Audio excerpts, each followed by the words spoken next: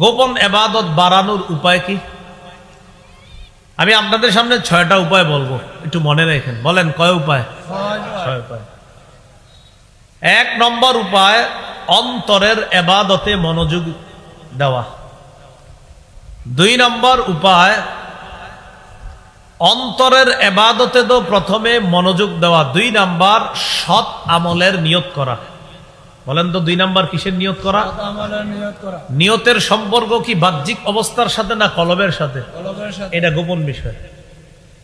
3 number, বলেন গোপনে বেশি বেশি দোয়া করা। 4, বলেন গোপনে বেশি বেশি জিকির করা। 5, বলেন গোপনে বেশি বেশি কোরআন তেলাওয়াত করা। 6, গোপনে বেশি নফল নামাজ পড়া।